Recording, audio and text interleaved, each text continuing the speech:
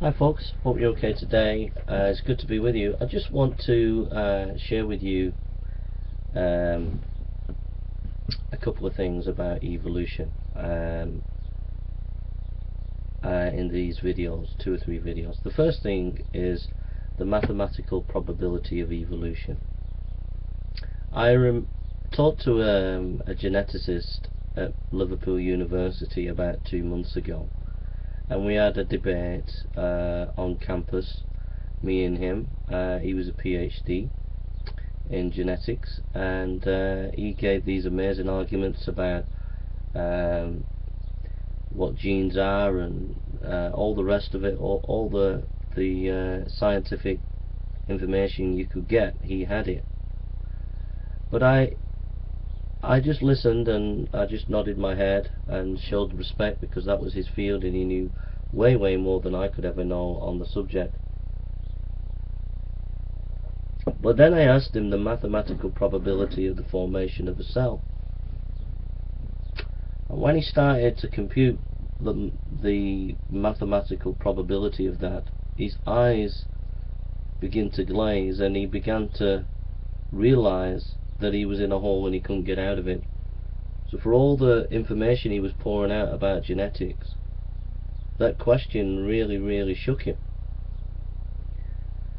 And if you start to calculate the maths and start to work out what's the probability, the mathematical probability of a cell forming,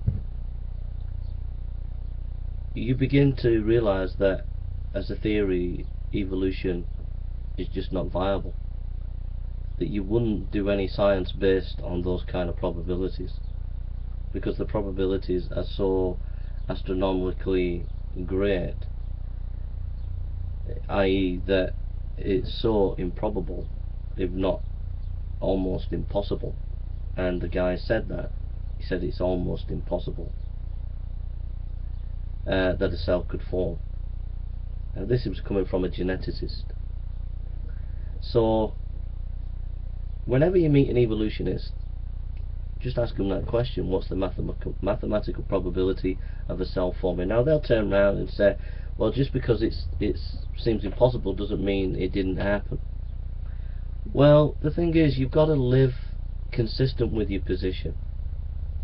Your position is you want to be scientific and you want to verify your work, and you have to work on probabilities, and you have to say my work is maybe 70% probable because of the evidence. You would not work in your scientific field on the probability of virtually nil, or on a possibility it's a tiny fraction of a probability.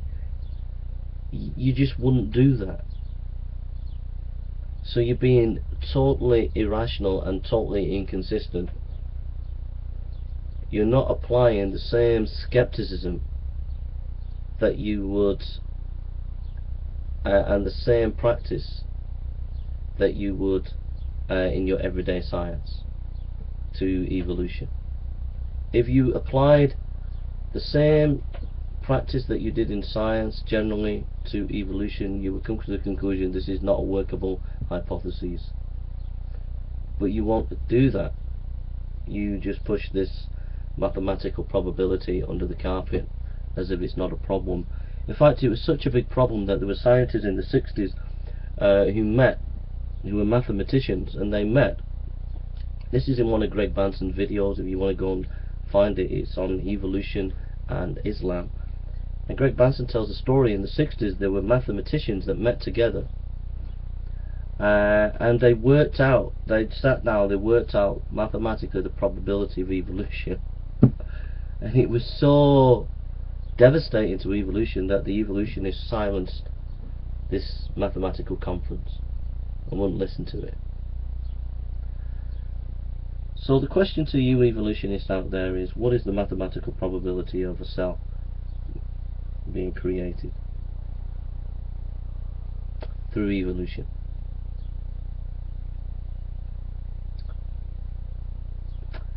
That's how you can defeat these people. Just ask them that question. Ask them the mathematical probability. They'll come up with all sophisticated, clever ways of trying to get out of it, but I'll never ever forget the geneticist face when he spent literally an hour defending evolution, using all the big scientific words, rolling out research paper after research paper on mutations and all the rest of it. Extremely confident that he completely made this evangelical look a fool. It was just me and him having a debate on the campus. There was no one else watching, there was just me and him.